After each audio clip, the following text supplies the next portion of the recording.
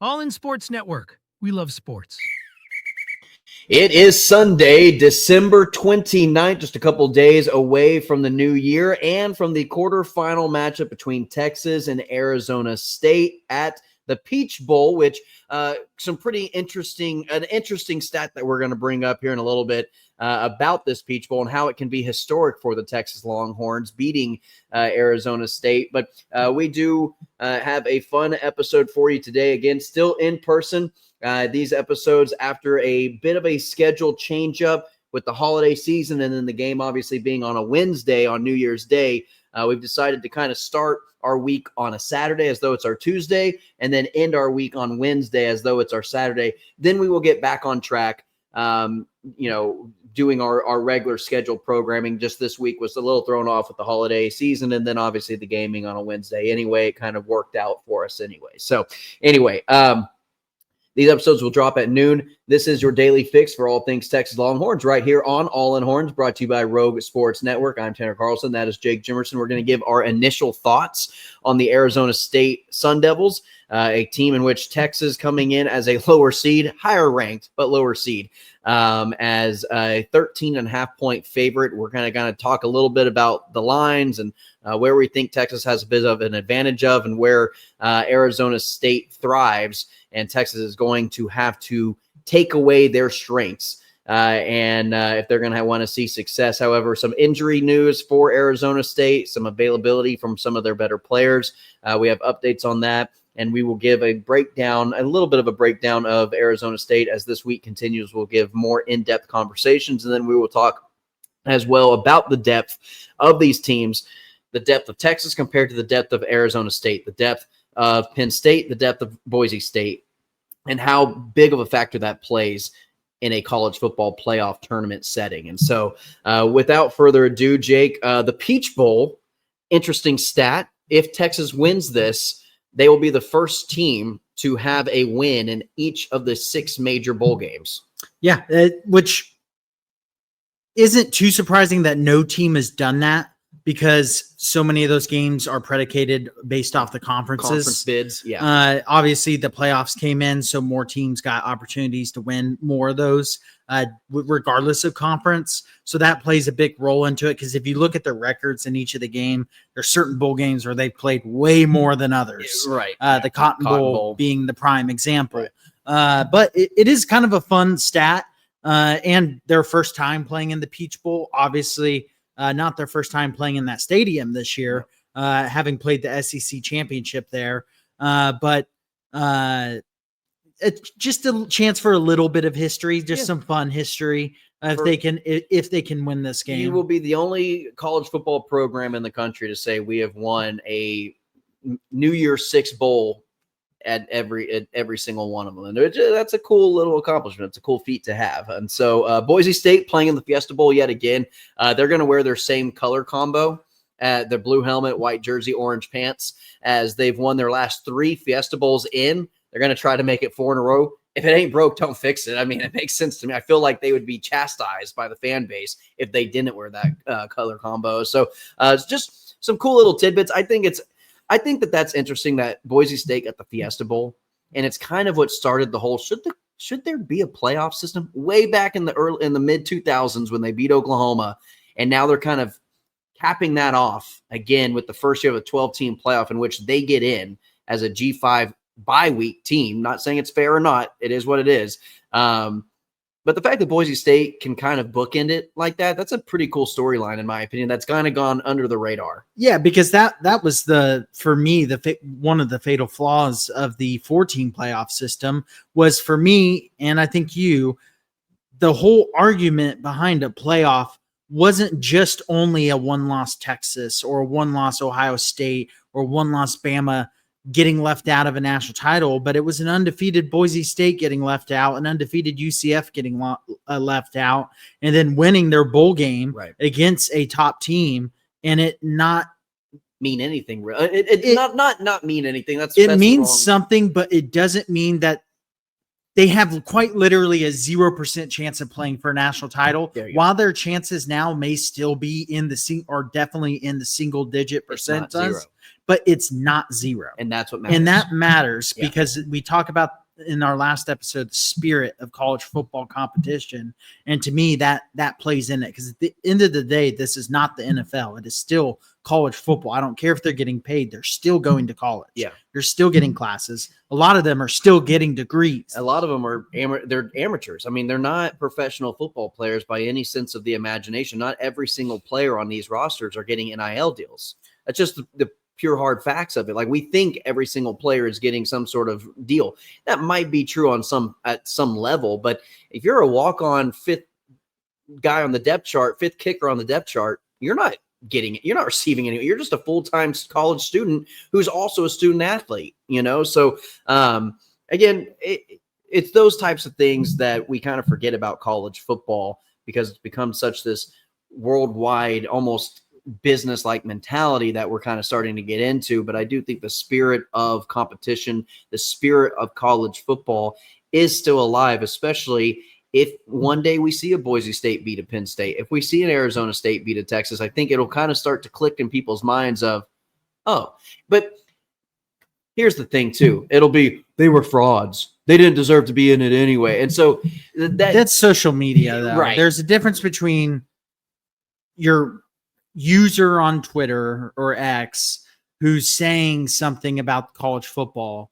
There's a difference between that person and a real college football fan that understands it and knows what college football, the magnitude of what, even if Boise State won against Penn State and then gets blown out in the next round against Notre Dame or Georgia, that win over Penn State will be carried on in memory way longer than them losing. Just like when a George Mason goes to a Final Four, Wichita State goes to a Final Four, those schools get revenue that they would not otherwise get, which now goes into the football program directly because of revenue sharing. Yeah. They get increased admissions. They do. It's a fact. Yeah. Wichita State, I visited that school when I was doing my college visits right after they had gone to the Final Four, and they said their admissions had gone up 50%. They were building 3 new dorm areas, building a new community center for the college students to go at, and it was all behind the back of that Final Four run. Which is insane. This provides so much for the schools. It provides a lot for the players as far as opportunity,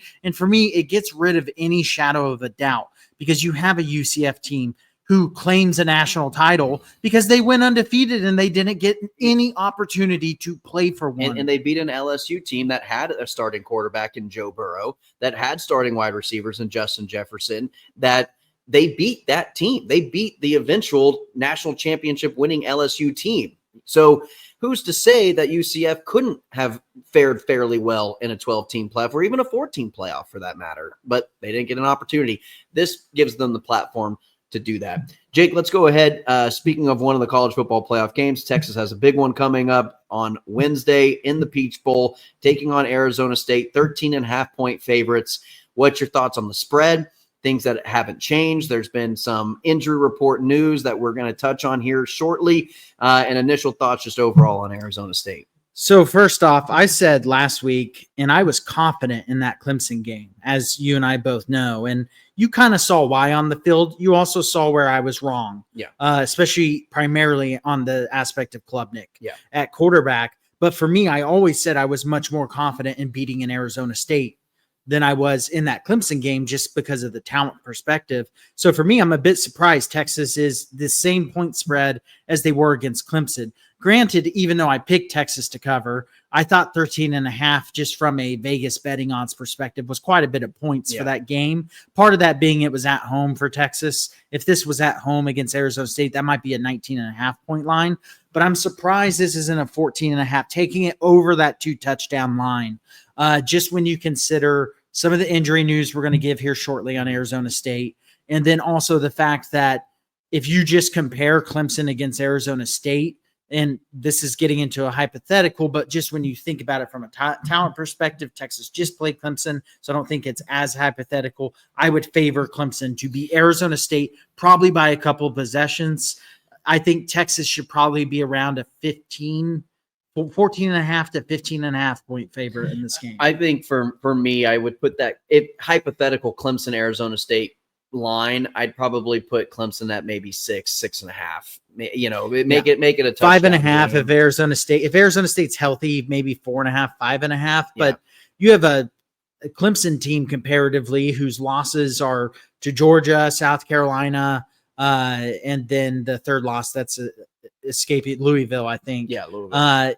Is compared to an Arizona State who escaped some of their games barely, even down the stretch of the season. BYU did have an impressive ending to it, but still, if you compare it to a Clemson, I think you're comparing two different, not only depth and talent levels, but also two very different football teams. You don't have you have a very talented quarterback at Arizona State. You don't have a Cade Klubnik.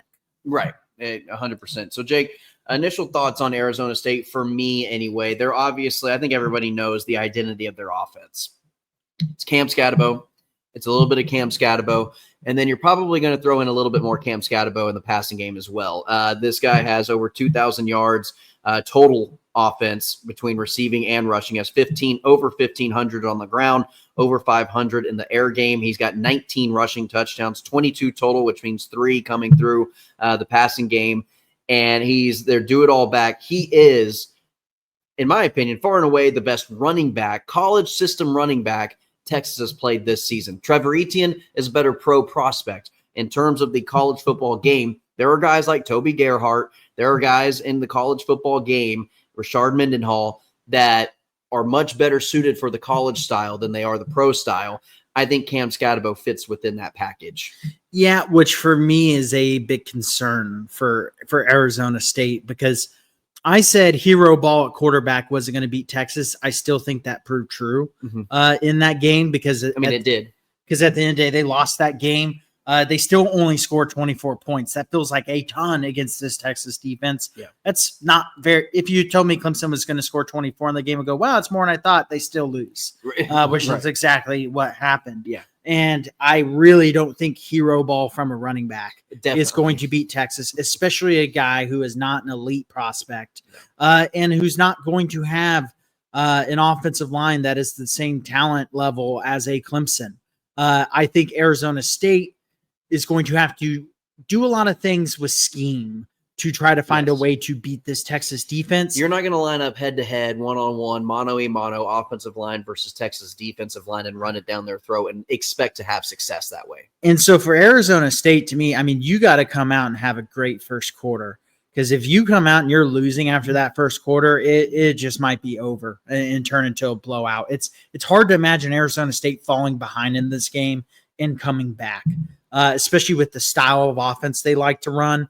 And if that run game isn't working, which I do think there is one caveat to this, I do think the style of run game that Arizona State runs is the style of run game that has given Texas issues. I just don't know if Arizona State has the dogs up front to convert on that and to win on that. I think there's one thing to have some success. I think Arizona State's going to be able, from time to time, few drives here and there, to move down the field at 10-play drive, have 50, 60 yards gained, get a couple first downs, string a good drive together, maybe even end in some points. I'm not expecting Texas to shut this Arizona State team down or shut them out or anything like that, but I don't think that they can do it often enough, and I don't think they can do it consistent enough to put enough pressure on Texas's offense, and where they should, if Quinn plays up to his expectations and his standard, where we've seen him the past few weeks of down the field and the wide receivers are on the same page with Quinn and he's making right reads, the offense should have some pretty good success against this Arizona State defense.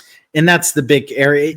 Granted, Arizona State's run defense is actually pretty solid on the season. I think they're around 30th in the nation. Granted, the quality of competition compared to a Texas. I want to get into that conversation. But before we jump into that, let me finish this one thing.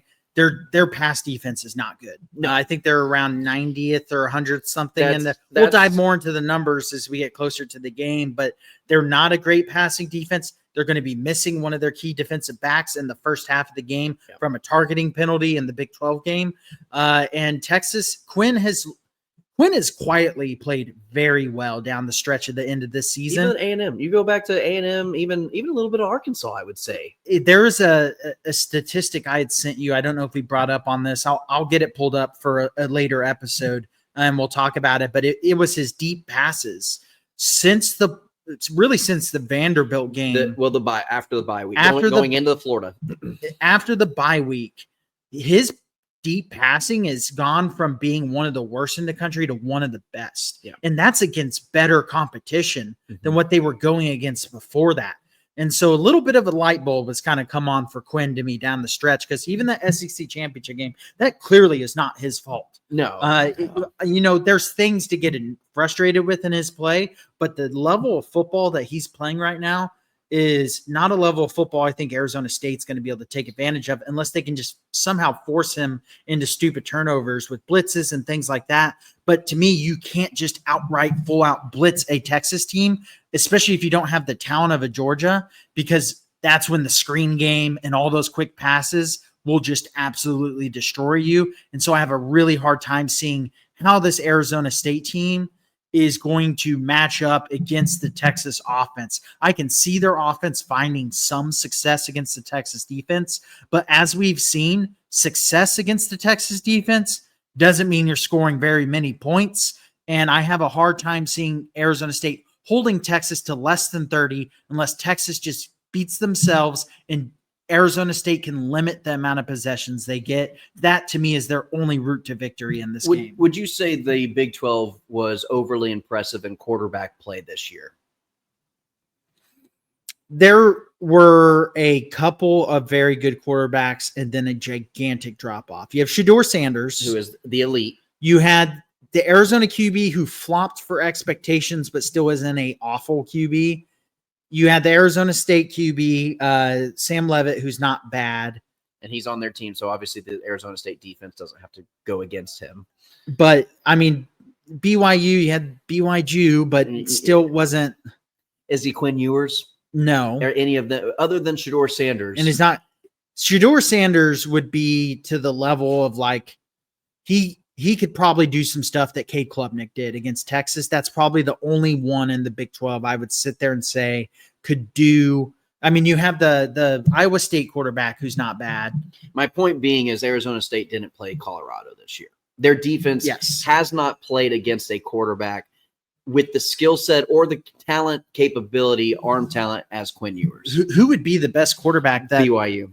I think Ratliff. I think Ratliff is the best quarterback that they played against. Unless you want to talk about Kansas, they played Jalen Daniels very early in the season where he was playing like dog trash. So it wasn't at the end of the season where he stepped up his game.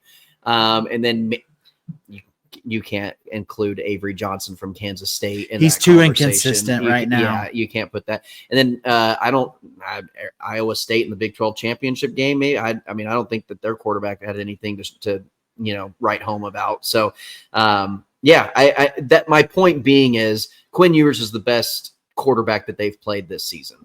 Yeah. And I don't think it's really all that close. Now, you did mention, let's talk about Sam Leavitt a little bit. 2,600 passing yards, 24 touchdowns, 5 interceptions. Cam Scatterbo, 0 fumbles lost this season. So the offense not turning the ball over for Arizona State. We had this similar conversation with Clemson. Texas was able to turn Clemson over, but I think a big part of this game is Arizona State not shooting themselves in the foot.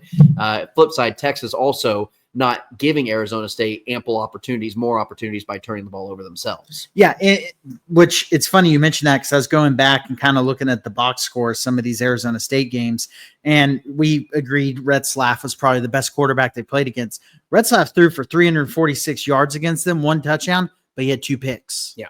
And so that, for me, is the clear area that Arizona State needs to focus on is how do we generate turnovers against this Texas offense? The problem is, again, Texas played a fairly clean game against Clemson, and Clemson was one of the best tied for second best in the country at taking the ball away. Yeah. Arizona State just does not have that same level. They don't have the same talent on the defensive end. And so that really limits it down to Arizona State needs to limit the possessions by controlling the clock and getting Scatterbo going and getting him going. You can have a deceiving game, kind of like Clemson did running the ball, where you pop 2 or 3 big runs in a game and it makes your average look, around 4 to 4.5 Yeah. yards Yeah. a carry. But really, you were most of the time getting 1 to 3 yards a gain at most. Mm-hmm. And so for Arizona State, they truly need to try to average about 4.5 to 5 yards a carry. Yeah. And it truly be 4 to 5 yards a carry, not 1 yard, 1 yard, 1 yard, 3 yard, 3 yard, 50 yards, 1 yard, 2 yard, 3 yard, Right. -1. Yeah. If they get behind the chains, it's going to be bad. It's going to be really hard for them to play catch up. So the wide receiver, Jordan Tyson, he's over 1,100 yards receiving. He has double-digit touchdowns with 10. He had a collarbone issue in that Big 12 championship game. He looks to be out. I would put him at out to doubtful, more out than doubtful, but still doubtful. And they would put him doubtful just to leave a smidgen there, play some games with it. He had surgery on his collarbone or on his clavicle.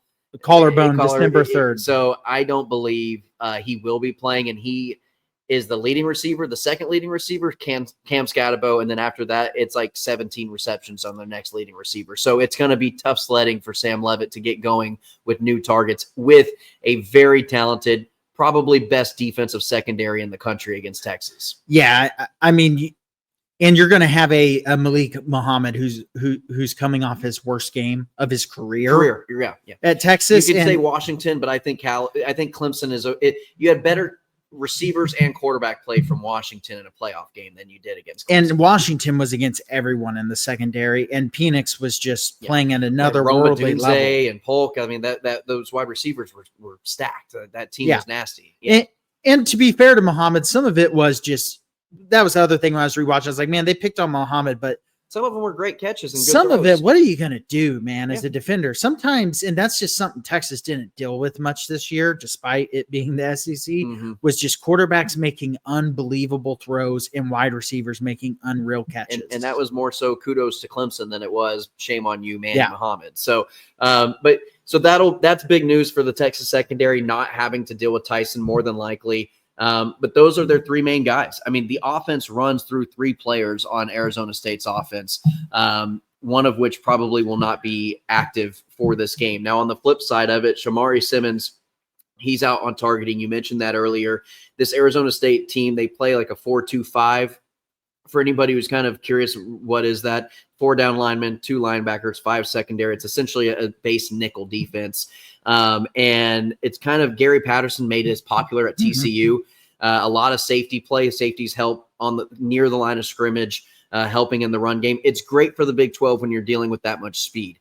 I think in a power run attack and the ability to get bullied off the line of scrimmage lends a better possibility running that defense as your base. Say with Texas's offensive line against that defensive line in that front, Texas has a big advantage.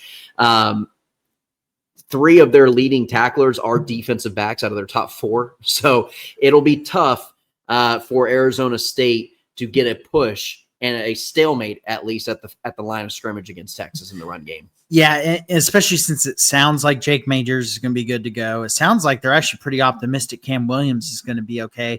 I know that Sark said that Majors could have come back in that game and played, which I found interesting to tell me that even when things got a little hairy for a second, he was still confident they were going to win because he held those guys out. Yeah. And you're not holding them out if you think your season might be ending. Right. You're holding them out if you go, I need him in future rounds. Yep. And so that also tells me it wasn't a concussion issue with Majors. That we initially thought on the reaction episode. And so if you're getting the whole offensive line back for Texas, and even without him, it's still a pretty damn good offensive line because of the amazing depth for Texas. And so it's hard for me to fathom Texas is going to lose the battle up front.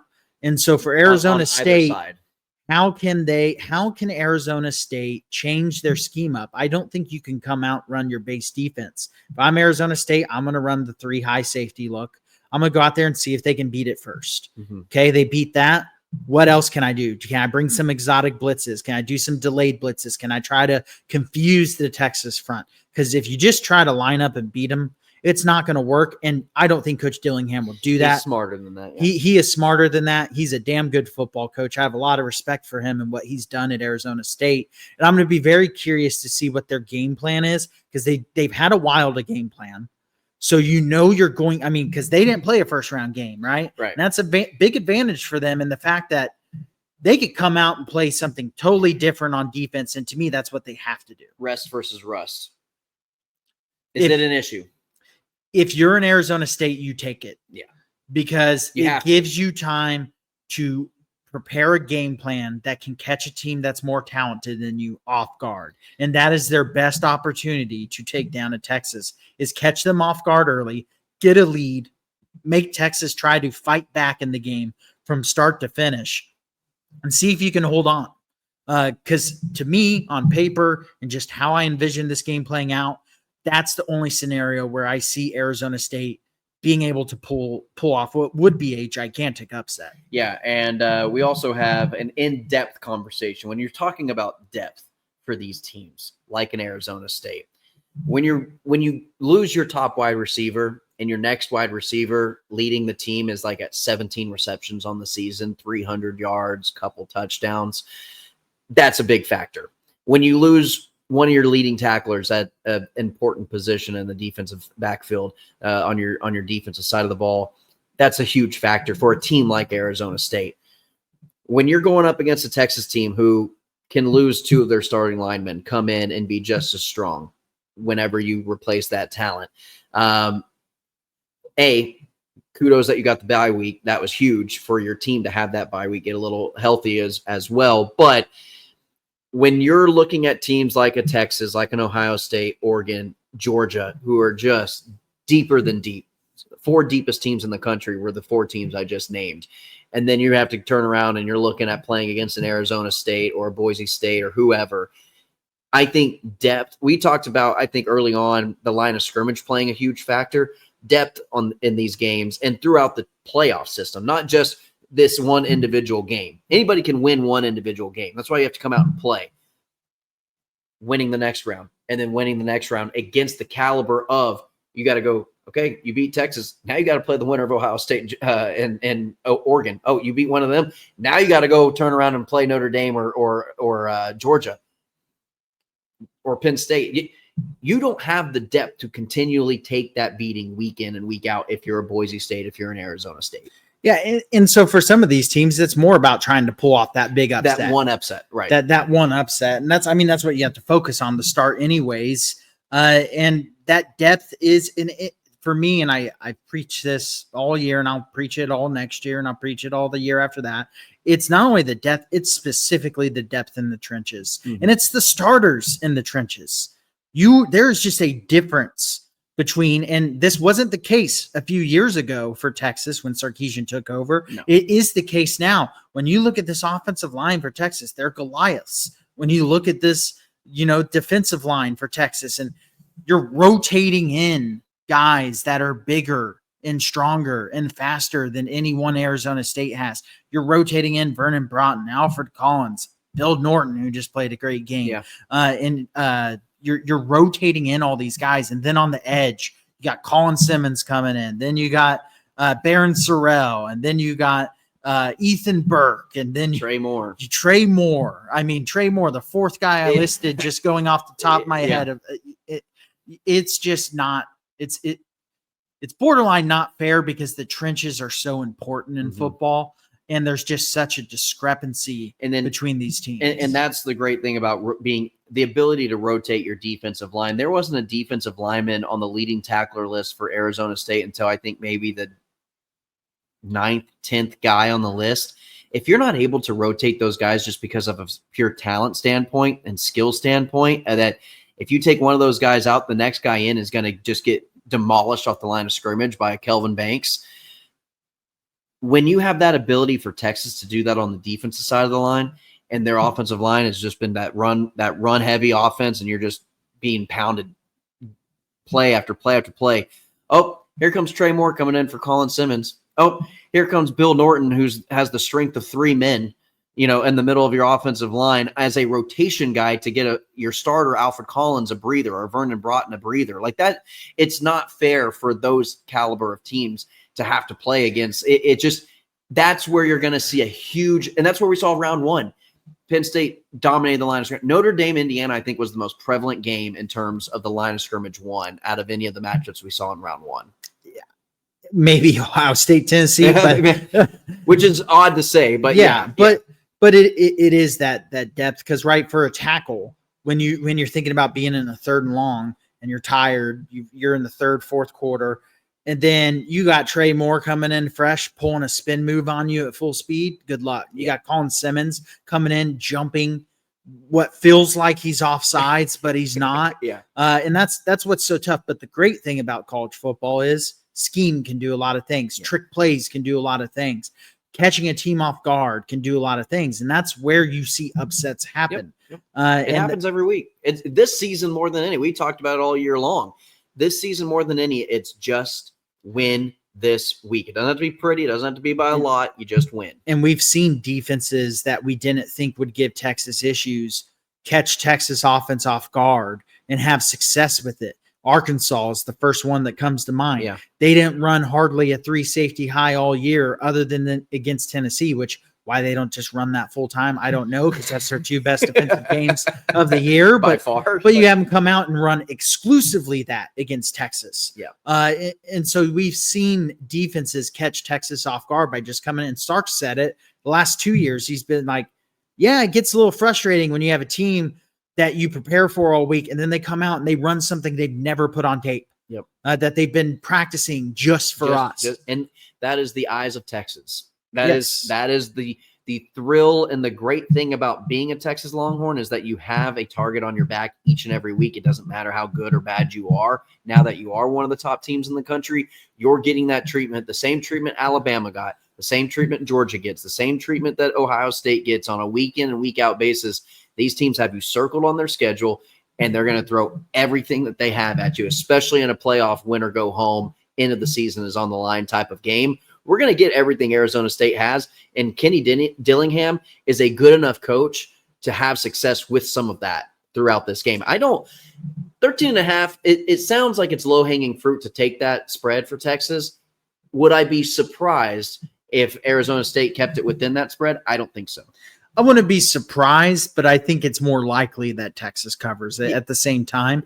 But like you say, I give Dillingham a lot of credit, and they're not going to come out and just lay an egg. I don't think so. They're not going to come out and just try to play their base stuff against Texas. They would be crazy to do it. They're not going to do it. So what does Dillingham have in his bag for this game? Because he's going to have a lot. It's not just going to be a couple things. He's going to come out with essentially 4 quarters worth. And granted, it doesn't mean every play is going to be a trick play, but they're going to have new formations, new motion, and they're going to try it. And if they find something that works, they might try to hammer that. That doesn't mean they're going to do a flea flicker over and over, but maybe they find a fake punt like Georgia. Maybe you find a new formation that works out. And you just start running it over and over until they stop. And that's not just on offense. That's defensively as well. I mean, exotic blitz packages, rotating guys, stunts, different sort of things. Now, yes, there does come a talent aspect. Again, it comes to a talent aspect of can your guys execute these plays to have success consistently without tripping yourself up. Sometimes you get a little bit too cute and it hurts you more than it helps you. And so I think there'll be a balance for Dillingham. But again, at the end of the day, you've got to it's going to be Cam Scatterbo, especially with the status of Jordan Tyson being doubtful to out. It's going to be more so on the back of their star running back. And it has to be. And like I said, it has to be consistent. In getting those 3 to 5 yards consistently and getting to 3rd and short, staying ahead of the chains for Arizona State in this game, when you look at their offensive side of the ball, is going to be just so pivotal for them, because trying to get in 3rd and long and having Texas bring out that NASCAR package against their offensive line, it's not going to be it's not going to be a fun time for them in that situation. Yeah, but if you're in 3rd and 3, Texas can't do that. No, because then you can just run it up the middle with Scatterbo, and you will get that. You will get it sometimes. I don't think you'll get it every time. I think Texas' short yardage defense has been something that has been extremely good all season long. And it's shown itself not only once or twice throughout the season, it's shown itself throughout the entire season. They've had 2 4th and goal stands on the 1 yard line. In the pivotal moments of the season, the final game of the season, and then in a playoff game. They're so good at these 4th and 1 situations at this point that I think we both, as much as we have credited the Clemson coaching staff this week, I think we both agree that it was idiotic to run it on 3rd and 4th and goal from the 1 yard line and not put it in your best player's hands. When that best player is playing a very good game, and Texas's defense has really Great shown game. no sign of stopping the pass. And then you just decide to run it right up to number 15 on the defensive line, and that's not going to work. So, Yeah, it just but it's going to have to work for Arizona State, in my opinion.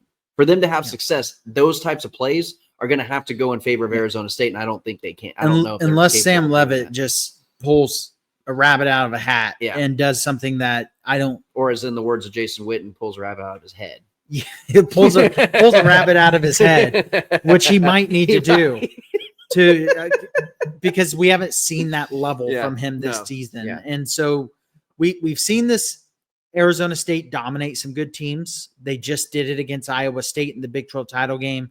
But that game was close at halftime, and then they used turnovers to just rush Iowa State in that third quarter. It's going to take them doing that in the first quarter against Texas for them to have a good shot to win. Well, as this week goes on, we are going to give you more breakdowns on not only the Texas-Arizona State game, we will also predict our quarterfinal games, similar to what we did last week in the first round.